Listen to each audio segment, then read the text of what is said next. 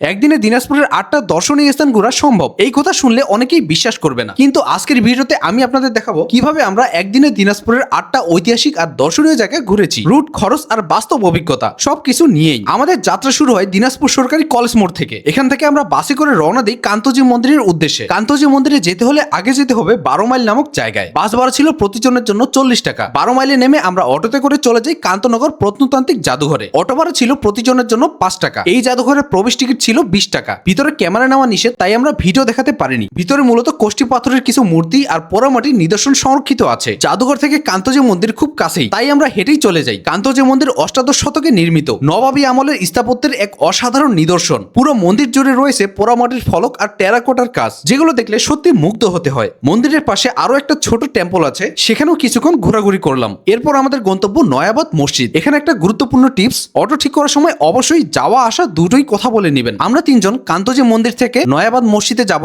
এবং সেখান থেকে আবার 12 মাইলে ব্যাক করব। এই কথা বলে আমরা 70 টাকায় অটো ঠিক করি, কারণ নয়াবাদ মসজিদ এলাকায় ঠিক মতো অটো পাওয়া যায় না। আর যেহেতু এটা আমাদের একদিনের ভ্রমণ, তাই মূলত সময়টা সেভ করার জন্যই আমরা এই কাজটি করি। নয়াবাদ মসজিদে পৌঁছে মনে হলো যেন সময়টা একটু থেমে গেছে। এই মসজিদটি মুঘল আমলে নির্মিত এবং এখানে 3টি গম্বুজ রয়েছে। দেওয়ালে এখনো পোড়ামাটির ফলকের নিদর্শন দেখা যায়। তো এখানে কিছুক্ষণ ঘোরাঘুরি করার পর আমরা চলে যাই 12 মাইল এবং সেখান থেকে বাসে করে চলে যাই ব্রাক লার্নিং সেন্টারে। সেখান থেকে দাদুবাড়ি পার্ক খুব কাছেই। যেহেতু আমরা বাজেট ট্রাভেল করছিলাম, তাই হেঁটেই দাদুবাড়ি পার্কে চলে যাই। যদিও এখানে অনেক সময় নষ্ট হয়েছে। দাদুবাড়ি পার্কের প্রবেশ মূল্য ছিল 100 টাকা। জায়গাটা সত্যি অনেক সুন্দর। সবচেয়ে মজার ছিল ডাইনোসর শো। ডাইনোসর গুলো এতটাই রিয়েলিস্টিক লাগছিল যে বেশ এনজয় করেছি। এই শোর টিকিট ছিল মাত্র 50 টাকা। এখানকার কটেজ গুলো নাকি অনেক সুন্দর, তাই ভিতরে একটু ঘুরে দেখলাম। আর এটা কিন্তু আসলেই অনেক সুন্দর। এছাড়াও আছে নানা রকমের সুযোগ সুবিধা। আপনি যদি দিনাজপুরে কয়েকদিন থেকে সুস্থ মতো সম্পূর্ণ দিনাজপুর এক্সপ্লোর করতে চান, তাহলে এখানে স্টে করতে পারেন। দুপুরে আমরা এখানেই খাবার খেয়ে নেই। 200 টাকার একটি set menu, fried rice, chicken curry আর ক্রিস্পি চিকেন ফ্রাই। খাবার ভালোই ছিল, বিশেষ করে চিকেন কারির পরিমাণটা। এখান থেকে বের হতে ইচ্ছা করছিল না। আপনারা যদি দাদুবাড়ি পার্কের ফুল ভিডিও চান, তাহলে কমেন্টে জানাতে পারেন। এরপর আমরা অটোতে করে চলে আসি দিনাজপুর বাস টার্মিনালে। ভাড়া ছিল প্রতিজন 20 টাকা। এখান থেকে আমরা একটি অটো ঠিক করি, যিনি আমাদেরকে 3টি জায়গা দিনাজপুর রাজবাড়ি, সুখসাগর আর মাতাসাগর ঘুরিয়ে দেখাবেন। ভাড়া ধরা হয় 3 জন মিলে 100 টাকা। দিনাজপুর রাজবাড়ি একসময় জমিদার শাসনের কেন্দ্র ছিল, যা আজও ইতিহাসের সাক্ষী হয়ে দাঁড়িয়ে আছে। এরপর আমরা যাই সুখসাগরে। বিশাল দিঘি, সুন্দর পরিবেশ, সময় কাটানোর জন্য ভালো জায়গা। কিন্তু আমার কাছে সবচেয়ে ভালো লেগেছে মাতাসাগর। এত বড় এবং সুন্দর দিঘি সচরাচর সিনেমাতেই দেখা যায়। দিনাজপুরে এমন জায়গা সত্যি অসাধারণ। এরপর আমরা যাই মহারাজা মোড়ে এবং সেখান থেকে রামসাগরের জন্য অটো ঠিক করি। অনেক দরদাম শেষে 160 টাকায় ঠিক হয় যাওয়া আসা সহ।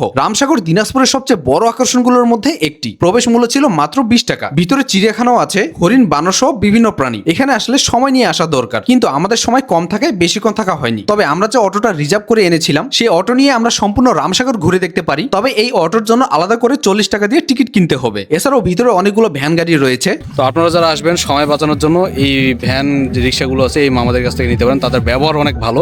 আর একটু দামাদামি করে নাকি মামা, একটু দামাদামি করে নিতে হবে। হ্যাঁ, ঠিক আছে।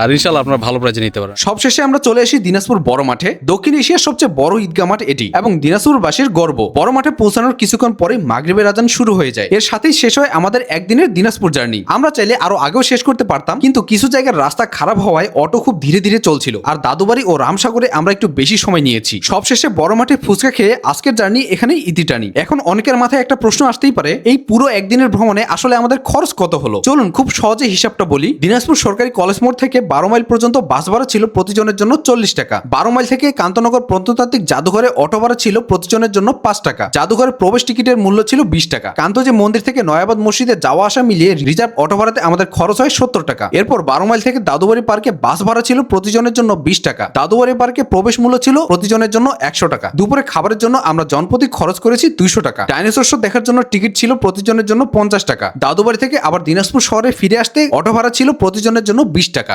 দিনাজপুর থেকে রাজবাড়ি, সুখসাগর, মাতাসাগর এই 3টি জায়গায় ঘোরার জন্য আমরা রিজার্ভ অটো নিয়েছিলাম। মোট ভাড়া ছিল 100 টাকা। 3 জন ভাগ করলে প্রতিজনের জন্য পড়েছে প্রায় 33 টাকা। সবশেষে দিনাজপুর থেকে রামসাগরে যাওয়া আসার জন্য রিজার্ভ অটো ভাড়া ছিল 160 টাকা। 3 জনে ভাগ করলে প্রতিজনের জন্য পড়ে 53 টাকা। সব খরচ হিসাব করলে একজনের জন্য মোট খরচ দাঁড়িয়েছে 611 টাকা। মানে একদিনে দিনাজপুরের 8টা দর্শনীয় জায়গায় ঘোরা সব মিলিয়ে 1000 টাকাও কম। আর আপনারা চাইলে এখানে আরো কিছু কস্ট কাটিং করা সম্ভব। কিছু জায়গায় হাঁটলে আর খাবারের জায়গা বদলালে খরচ আরো কমতে পারে। ভিডিওটা যদি কাজে আসে একবার শেয়ার করুন আর কমেন্টে জানান আপনি কোন জায়গাটা ঘুরে দেখেছেন অথবা দেখতে চান। আজকের মতো এই পর্যন্তই। দেখাবো ইনশাআল্লাহ পরবর্তী ভিডিওতে। ততক্ষণ পর্যন্ত সবাই ভালো থাকুন, সুস্থ থাকুন। আল্লাহ হাফেজ।